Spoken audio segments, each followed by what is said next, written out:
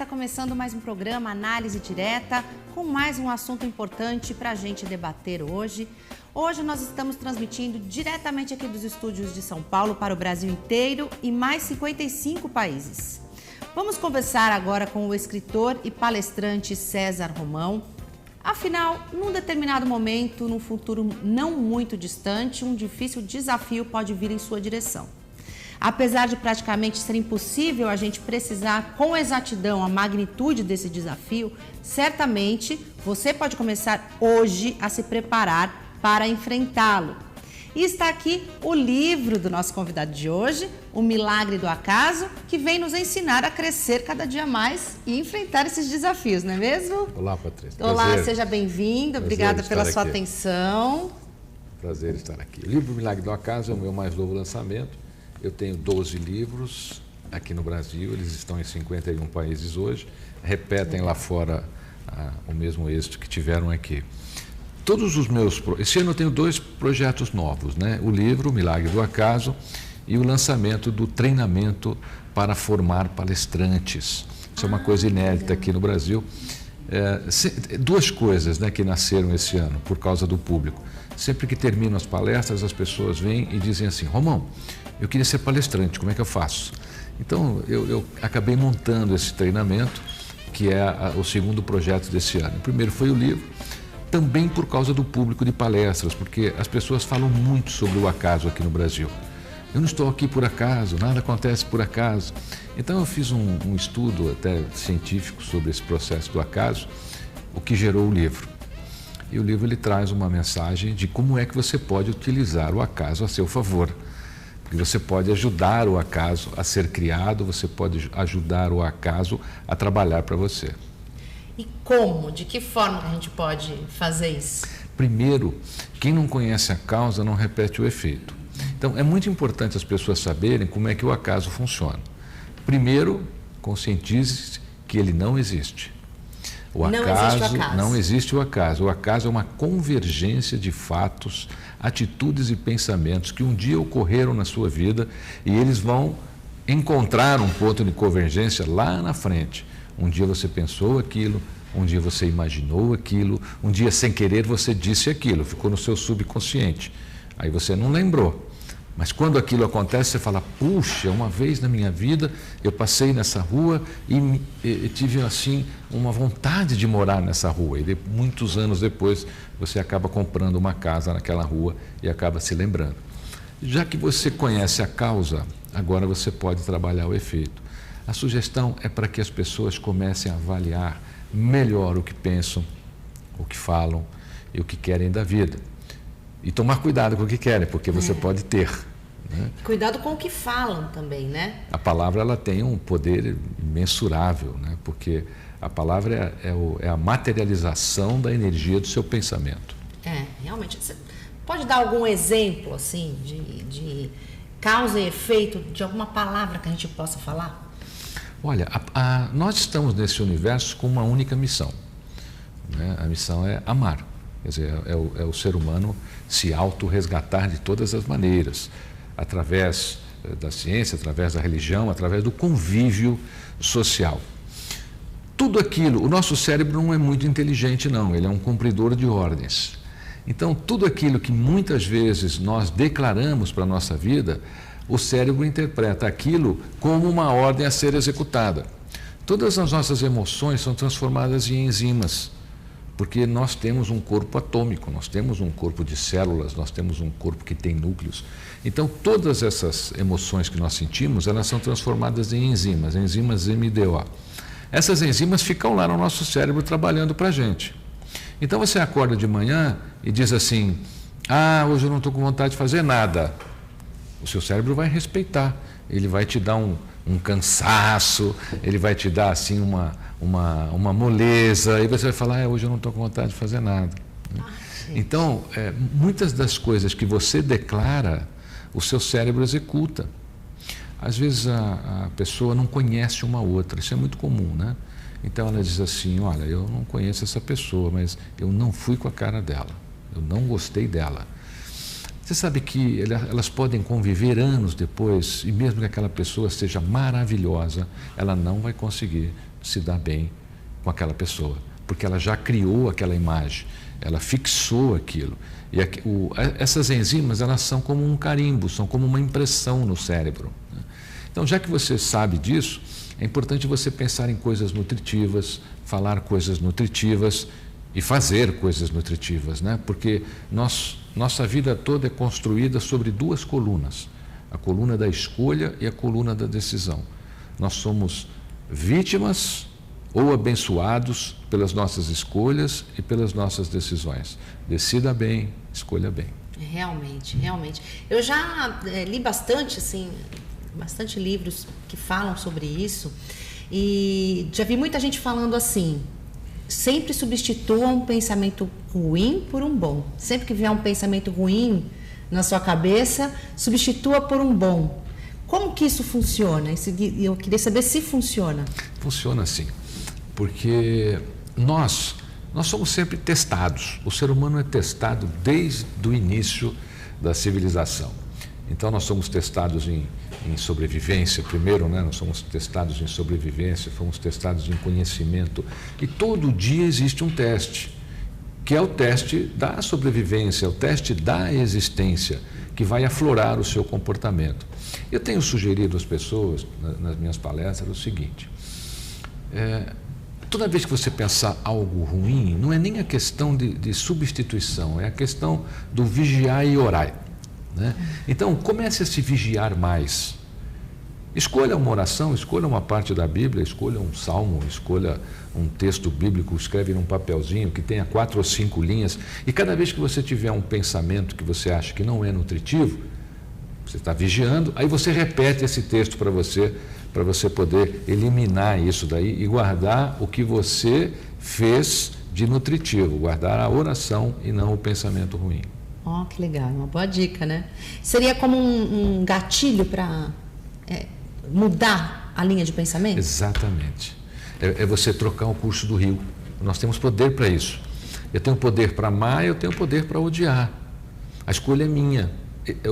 O ser humano, ele tem essas duas ambiguidades, quer dizer, ele pode amar, ele pode odiar, ele pode ser feliz, ele pode ser infeliz.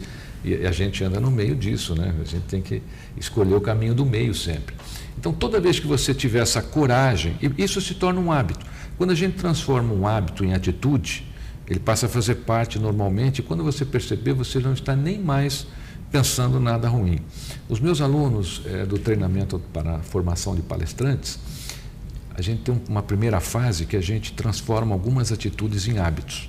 Então, por exemplo, eu tenho alunos que eles levantam muito a mão, né, quando falam, então passa a mão aqui e passa. Então, tem coisas que não se deve fazer durante uma palestra.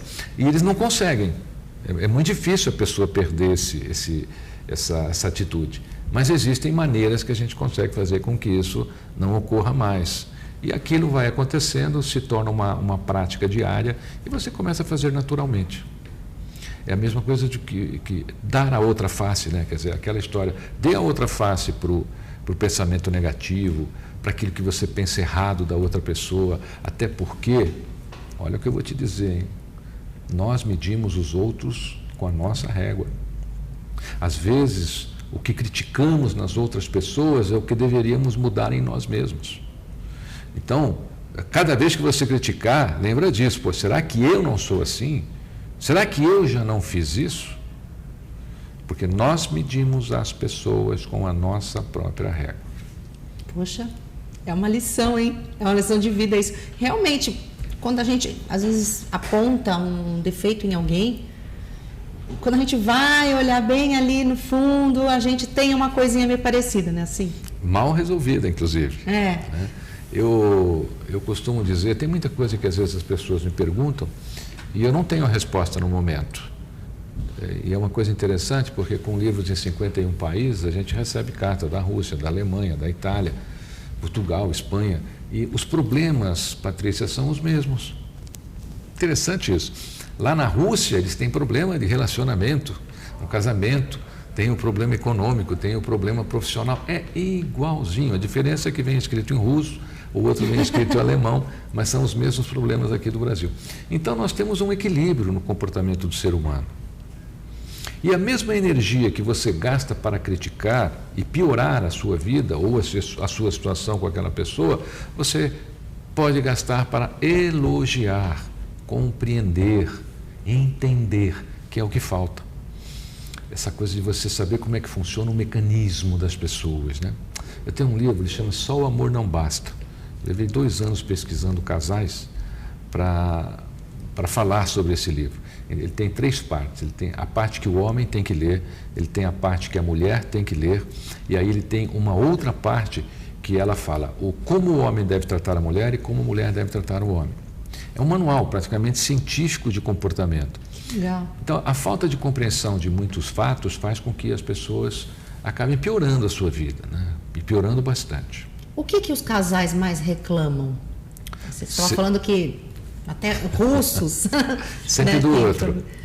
Sempre tem... É sempre o outro. E são sempre as mesmas queixas? É sempre as mesmas. A culpa é sempre do outro. Sempre do outro. A mulher fala que é do marido, o marido fala que é da mulher.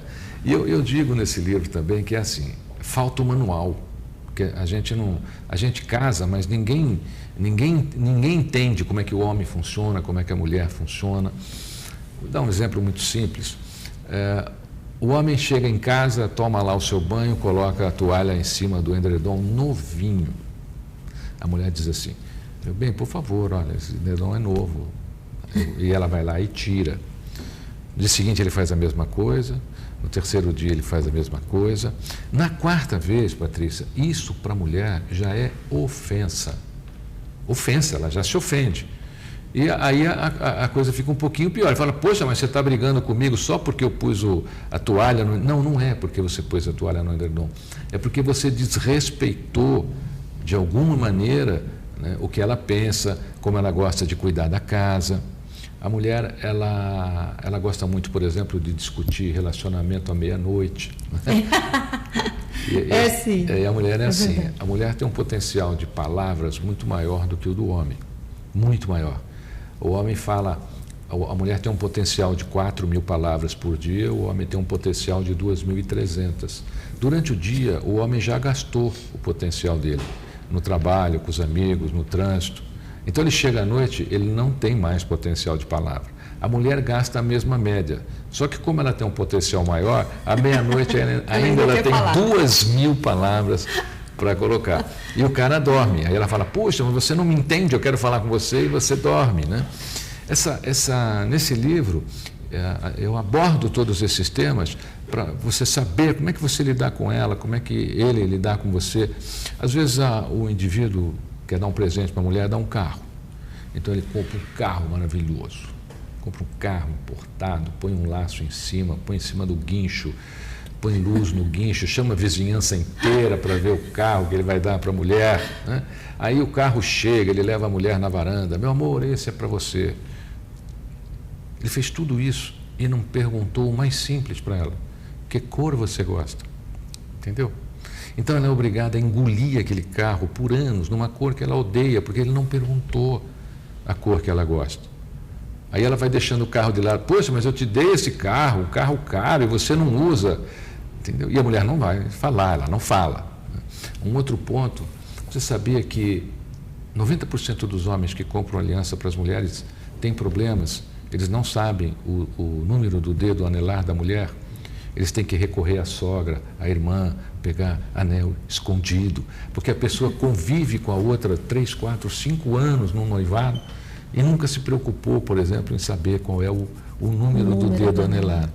Essas pequenas coisas para um homem não são, mas para uma mulher é uma coisa assim que pode se tornar ofensa.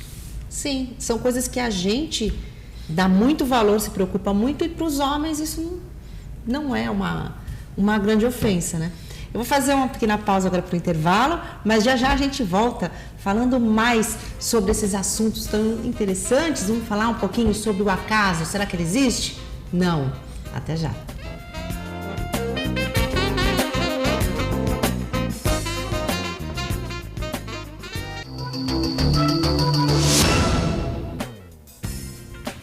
Estamos de volta com o programa Análise Direta, transmitindo para o Brasil todo e mais 55 países. Hoje eu estou conversando com o escritor e conferencista César Romão.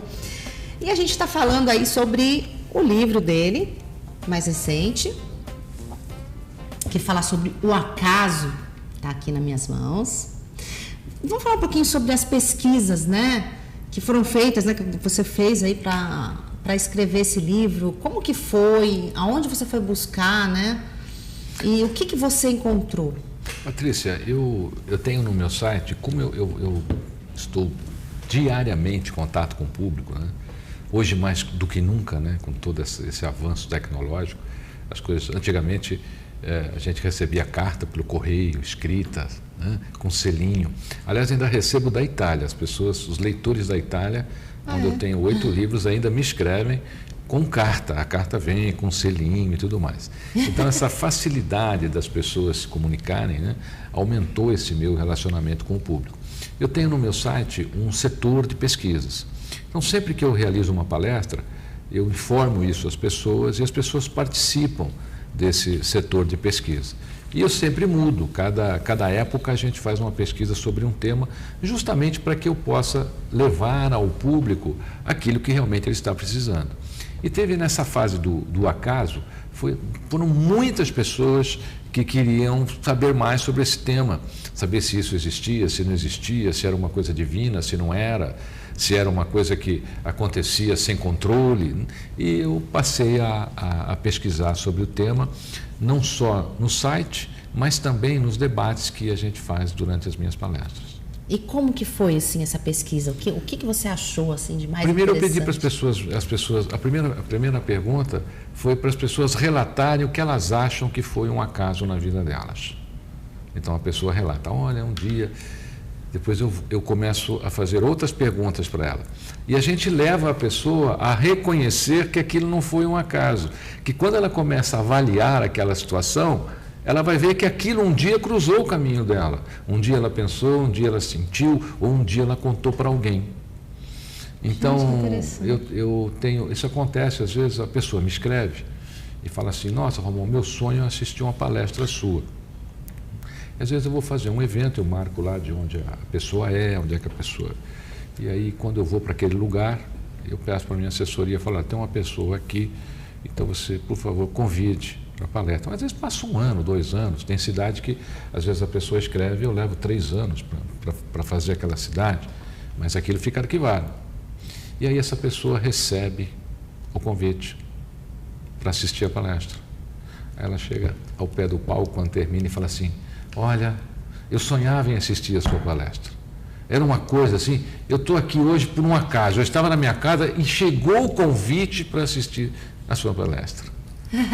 Não foi um acaso, né? Em algum momento lá atrás, ela expressou essa vontade, né? Essa vontade foi registrada, que é mais ou menos assim que o cérebro funciona. Demorou, mas acabou acontecendo. Então, isso foi me levando a montar toda a estrutura desse livro e trazer as pessoas para que você use o acaso a seu favor, para que você use o acaso para as coisas boas que podem acontecer na tua vida, para você encontrar a pessoa que você realmente quer para ser feliz, para você fazer as viagens que você quer fazer. Existe uma metodologia para isso, existe uma maneira de fazer as coisas acontecerem. E dá para você dar um... Claro que não vai falar todo o segredo do que está no livro, mas dá para você dar assim, uma dica para a gente? Tenho sim. Muitas pessoas, Patrícia, elas sabem o que querem da vida. Então você pergunta assim, o que é que você quer da vida? Aí ela diz, eu quero ser cantor. Vamos falar de escritor aqui, estamos falando de livro, que é uma das coisas que eu mais recebo também do público de palestra. Eu quero ser escritor. Muito bem, você quer ser escritor, mas o que é que você está fazendo para ser escritor? Ah, nada. As pessoas sabem o que querem, mas não têm habilidade para desenvolver as competências para realizarem o que desejam. Então, quando a pessoa diz assim para mim, Romão, me ajuda a ser escritor? Ajudo. Você sabe o que precisa? Não, olha, o que precisa é isso aqui. Você se dedica? Ah, mas assim não dá, aí não dá tempo. Mas eu não sabia que tinha que fazer tudo isso para ser escritor. É, precisa. Então ele não quer mais ser escritor, né? Porque hoje a vida acontece onde nós estamos, a vida acontece com aquilo que nós fazemos. Então, a primeira dica que eu deixo aqui para os seus telespectadores é para que você Defina o que você quer da vida e desenvolva as competências necessárias para chegar aonde você quer chegar. Sem competências, ninguém chega a lugar algum. Ah, com certeza, com certeza. Eu sempre quis ser apresentadora. Vamos ao seu caso, então. Sempre. Você quis ser apresentadora, agora eu vou ser o apresentador aqui. Você quis ser apresentadora e qual é a primeira coisa que você foi fazer? Jornalismo. Jornalismo. Porque quem quer ser apresentador de televisão, como a Patrícia, e fazer tanto sucesso assim, tem que fazer jornalismo. Agora, a segunda coisa, tem que ser uma faculdade ou uma universidade bacana, boa. Qual você fez? Casper. Casper Libero. A Casper Libero é o berço dos jornalistas, é o berço dos jornalistas. O jornalista Casper Libero ajudou a fundar a Associação Paulista de Imprensa, foi a cadeira número 1, a mais antiga associação de imprensa do Brasil, tem 82 anos. Olha que legado. Daí vem a segunda. Então, agora assim, daqui para frente você atingiu o sucesso, definiu a sua carreira como jornalista. Que legado você quer deixar? É a segunda parte que você tem que começar a pensar. Qual é o legado que eu quero deixar como jornalista? Eu quero mudar o mundo com as entrevistas que eu pretendo fazer, eu quero descobrir novas coisas para o meu público, eu quero descobrir coisas que o meu público possa usar na sua vida e melhorar a sua vida. Agora você tem que começar a pensar no legado. Ah, que legal. Levar conhecimento até as pessoas. Exato, é uma maneira. Né? E até comecei agora a pensar num outro legado que é levar boas notícias para as pessoas. O jornal da boa notícia, né? Notícia ruim todo mundo fala, gente, é uma coisa assim impressionante. Agora, notícias boas são pouco discutidas, né? Verdade. Enquanto uma notícia ruim acontece, tem muita coisa boa acontecendo. Tem médico salvando vida, tem cientista descobrindo vacinas. Então, isso que você falou pode ser um grande legado. Você começar a trazer essas notícias boas e levar para o seu público. Verdade. Caracterizada por isso. Aí, quem sabe? Já estou começando a traçar essa linha aí. Você acha que as pessoas que ficam muito atrás de notícias ruins, só querem ver aqueles jornais que só tem tragédia, tudo, você acha que isso pode, de acordo com tudo que você fala no livro, tudo, vou até mostrar o livro aqui de novo, você acha que isso pode atrair coisas ruins para a vida da pessoa? Se ela só fica pensando nisso? E o mundo é ruim, o mundo é difícil. Nós temos exemplos. Nós temos jornalistas na história que se dedicaram exclusivamente a isso e acabaram sendo vítimas da própria criminalidade que eles noticiavam. Então, eu acho que nós temos que fazer na mídia hoje uma ponderação. Uma coisa é você dar a notícia, outra coisa é você tornar a notícia sensacionalista, que é o que eu acho que a notícia está andando hoje. Não há problema, a notícia é notícia ruim, notícia boa. Você tem que dar a ruim, às vezes tem que dar a boa. Tem que dar. Dar a notícia é uma coisa. Agora, fazer o que a maioria da mídia faz hoje, um sensacionalismo. Então, de repente, você pega uma notícia que aconteceu às 7 da manhã, você liga a televisão às 5 da manhã do dia seguinte, ainda é aquela notícia. Né? Então já não é notícia, é um sensacionalismo em cima daquilo. Uma notícia que merecia aí alguns minutos de uma reportagem para mostrar o que aconteceu, fica o dia inteiro falando daquilo. Semana inteira. É verdade. E já que a gente está falando sobre isso, queria saber o que te levou a ser palestrante. Você fez direito, é pós-graduado em administração, fez marketing. Por que escolher esse caminho de fazer palestras? Patrícia, eu não escolhi, eu fui escolhido. Aconteceu o seguinte, eu sempre gostei muito de escrever e em 1991 eu lancei um livro, foi meu primeiro grande best-seller, era o livro que abriu a minha carreira fora do Brasil. O livro chama-se A Semente de Deus. Ficou muito tempo aqui na lista da Veja, ainda hoje é um livro super vendido no Brasil.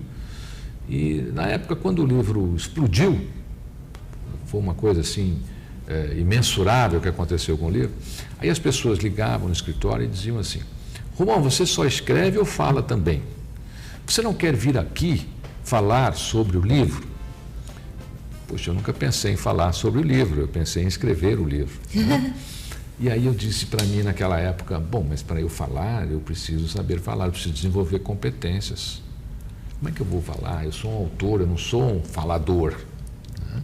E aí fui buscar as competências. Nós temos no Brasil hoje aqui o professor Reinaldo Polito, foi meu grande professor, a quem eu rendo aqui a minha homenagem, a minha indicação, se um dia você pretende ser aí um profissional da área da oratória. E passei a falar sobre o livro. Aí eu falava 10 minutos, as pessoas, não, a gente quer 1 hora. E qual dos 12 livros que é hoje o que mais Ainda as pessoas Semente pedem? de Deus. É. Ainda Semente de Deus. Os meus editores falam assim, Romão, escreve o Semente de Deus 2, né? Mas é difícil, sabe por quê? A gente... não é uma coisa que você simplesmente decide, porque a semente... Existem 2 tipos de livros que eu escrevo. O livro que eu chamo de livro inspiracional, que é o livro inspirado, que é a Semente de Deus, que é um livro romanceado, e o livro que é o livro pesquisado, que é o caso, por exemplo, do Milagre do Acaso. Então, eu tenho um outro também que eu levei 18 anos pesquisando. Nossa. Chama-se Um Homem e Seus Discípulos. É os bastidores da vida de Jesus. É um livro muito legal, bacana. deve ser Eu levei bem legal. 18 anos de pesquisas numa época que computador ainda não era lá essas coisas. Então eu fiz pesquisas por viagem, por carta. É um livro que eu gosto muito, ele é o meu 2º livro mais vendido atualmente. Então, o primeiro é a Semente de Deus, o 2º é Um Homem e Seus Discípulos. E é muito difícil você fazer algo por encomenda, né? Quem escreve sabe disso. Porque o livro não é uma coisa que a pessoa diz assim, olha, eu quero encomendar um livro sobre televisão. Se você não tiver uma vivência, se você não tiver uma intimidade com esse assunto, você não consegue escrever, né? Verdade. Então... Aliás, até músicos, às vezes, eu sempre tive essa indagação na cabeça aí, músicos, quando a gente vê música numa novela, tudo, eu já fiquei pensando assim, putz, será que pediram para ele, eu quero que você faça uma música assim, assim. Eu não conseguiria fazer isso. A maioria das né? músicas de novela, elas têm uma encomenda. Eles têm alguns autores que falaram, nós vamos fazer uma novela assim, precisamos de uma música assim. E nós temos grandes compositores do Brasil, né? Então não é muito difícil para eles. Eu admiro bem essa arte. Eu vou fazer mais uma pausa agora para o intervalo, mas a gente volta já para falar um pouquinho sobre o livro O Milagre do Acaso, ok? Até já.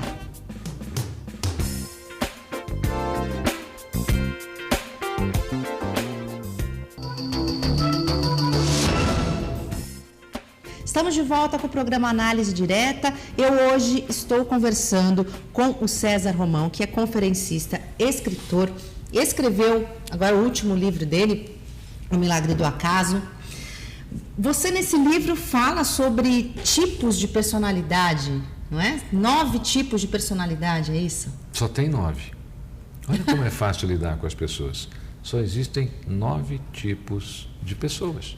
No mundo inteiro? No mundo inteiro, no planeta, com 6 bilhões de habitantes, só tem 9 tipos de pessoas que têm 9 tipos de comportamento.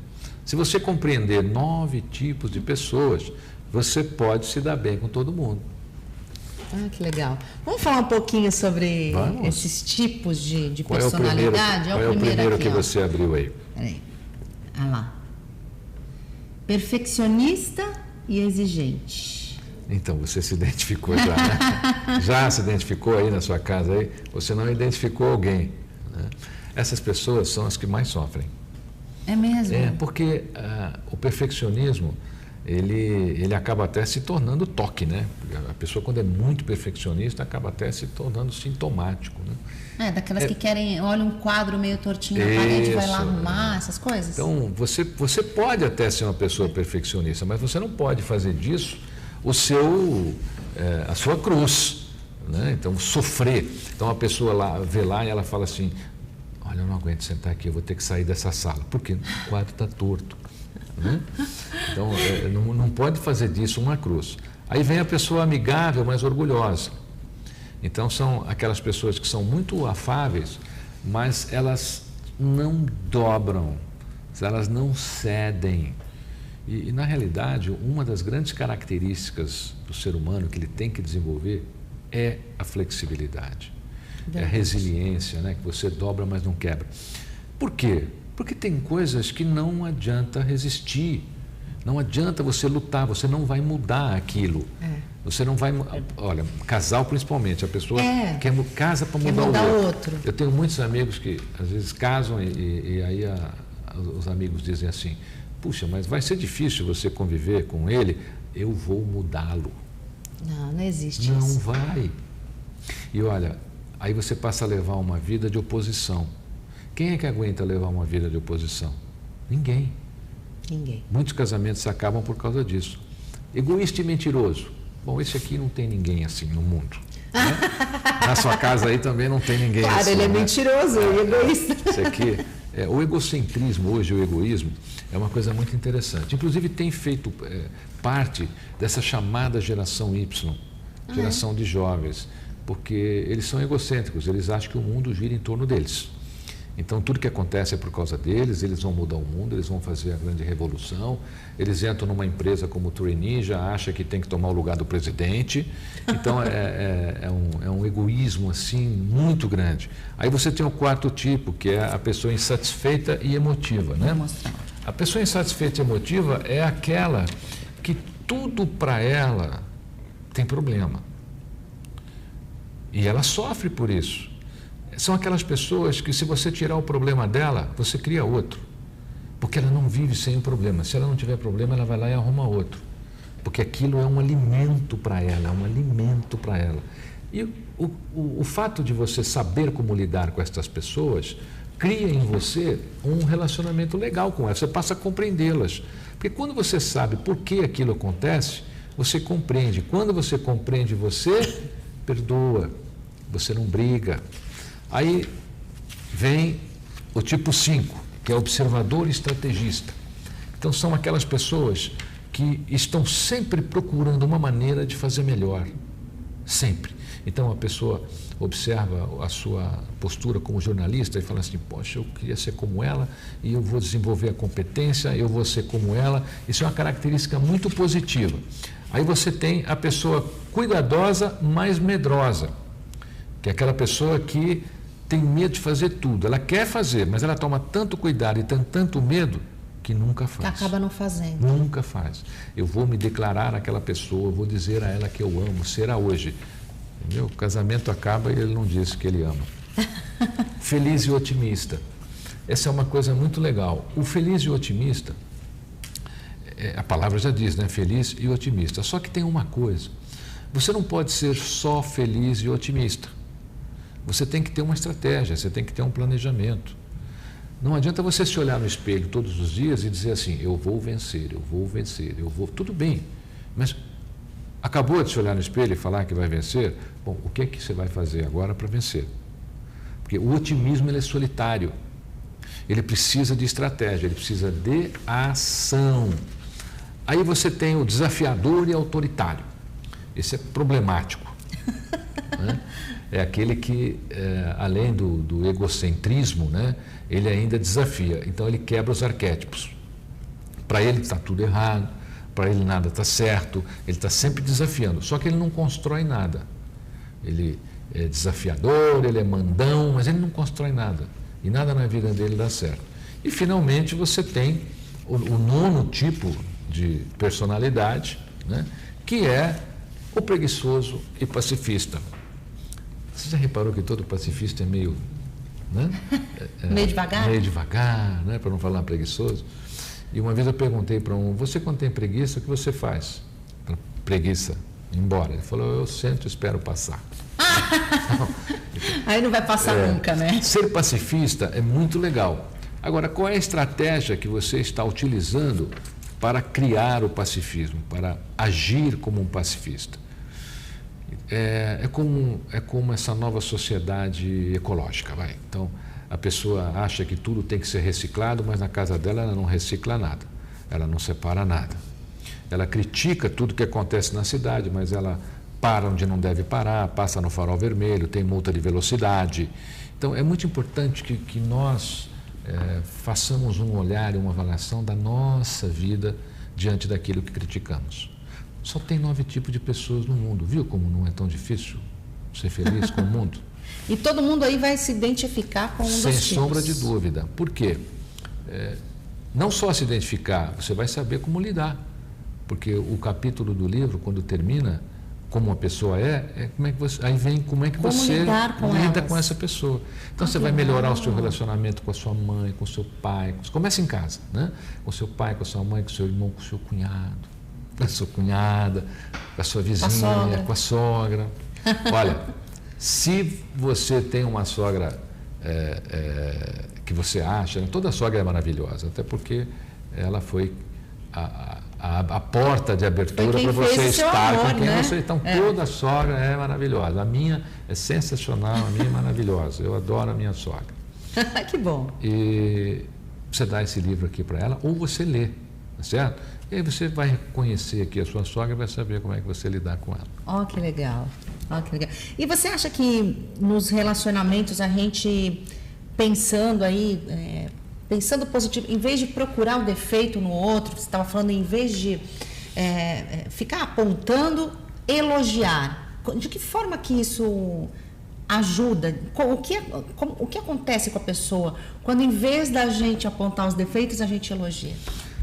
Todos nós, puxa, que pergunta bacana, Patrícia, porque, ou melhor, olha, nenhum de nós resiste a uma lente de aumento. Nenhum. Não há um ser humano na Terra que resista a uma lente de aumento. O que nós temos que fazer nos relacionamentos, Patrícia, é quebrar a lente de aumento. Quebra. Para de capitalizar as pequenas coisas, porque são as pessoas que tornam grandes aqueles defeitos, que não são defeitos, às vezes são próprias características das pessoas.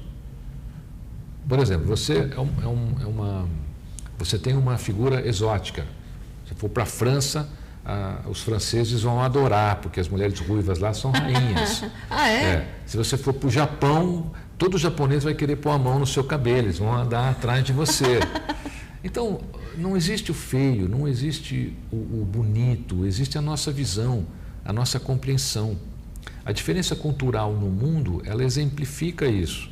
Então, em vez de aumentar as coisas, os pequenos defeitos, enalteça essas qualidades.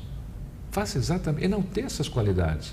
Porque quando você enaltece as qualidades, a pessoa aumenta a sua autoestima, ela vai abrir melhor o seu coração para você, ela vai pensar até quando for fazer alguma coisa para você, ela vai, ele é tão legal comigo, eu não vou brigar com ele. Olha aí, é uma ótima dica, né?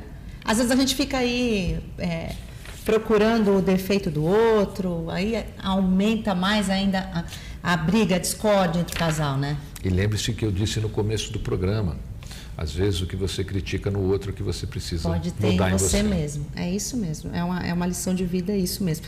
Agora, vamos falar um pouquinho sobre o curso de palestrante, né? A gente está quase terminando o programa já. Queria que você falasse assim, para quem tem vontade de ser um palestrante, como fazer, como a pessoa deve se preparar. Fala um pouquinho mais. Muito fácil. Esse treinamento para a formação de palestrantes é um treinamento, não é um curso. Ele foi criado justamente para os profissionais que precisam fazer palestras, precisam fazer exposições, não diretamente ao público, como eu faço hoje, mas de repente você precisa falar aos seus colaboradores, você fala sempre na reunião aí dos seus amigos, você fala na reunião de pais e mestres, você de repente faz reuniões aí na sua casa e quer discutir alguns assuntos. Então esse treinamento é especificamente para as pessoas que querem se tornar palestrantes numa determinada área. Para que você tenha todas as informações é muito fácil.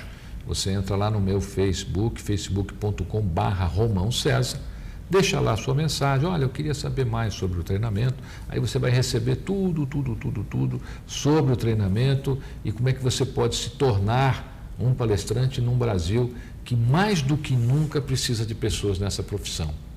Por quê? Porque existem muitas pessoas que têm grandiosas experiências de vida e experiências profissionais e não conseguem dividir essas experiências. Então não conseguem falar sobre elas, não conseguem fazer um livro sobre essas experiências. E neste treinamento você aprende tudo isso, como fazer o livro, como expor a sua experiência.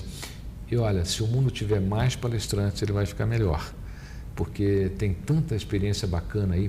E você sabe, Patrícia, que palestrante não era uma profissão. E o mercado cresceu tanto hoje que hoje é uma profissão. A pessoa escolhe ser palestrante. Então, se você tem aí essa vontade, se você sente esse chamado, eu me coloco aí à sua disposição, facebook.com/Romão César. Existe alguma característica assim que a pessoa já tem que ter? Não. Qualquer um pode se tornar. Exatamente. Olha, todas as pessoas têm as suas características. Esse treinamento não impõe características a você, ele enaltece as suas. Então, tem um aluno, por exemplo, que ele fala assim, no começo do treinamento, ele fala: Romão, a minha mãe, quando eu nasci, ela quis devolver, entendeu? Porque eu já era feio naquela época, fiquei mais feio ainda, eu não melhorei. Você acha que uma pessoa, é legal uma pessoa às vezes ter uma consciência aberta, né? Você acha que uma pessoa feia como eu tem chance? Só que assim, ele se acha feio, mas ele tem características sensacionais de passar o aprendizado dele. Tanto é que é um dos meus alunos de maior êxito. Né? Hoje ele lota teatros aí e tal. Então, a intenção não é criar um palestrante, um estereotipo carimbo, né? Você tem, não, enaltecer as suas características. Não é tirar sotaque, às vezes o aluno chega lá, ele tem sotaque. Não tira, argentino principalmente, tem muito aluno. Então, ele fala: não, eu queria aprender. Eu falei: não aprenda, você é argentino, você tem sotaque, a sua característica, nós temos que só enaltecer a sua característica. Olha, adorei, infelizmente o tempo está terminando, eu te agradeço muito, obrigada pela presença.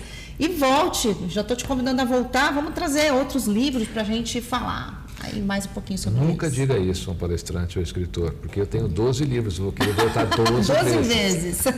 Ok, já está convidado então, muito obrigada, viu? Prazer foi todo nosso.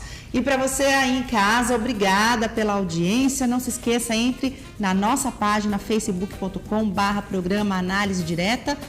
Você pode entrar, curtir, assistir várias edições do programa, você pode dar sugestões de entrevistados. E agora a gente tem também uma promoção até o dia 20 de outubro, que é a data que vai ocorrer o sorteio. A gente vai sortear um kit de livros e DVDs de entrevistados que já estiveram aqui no programa.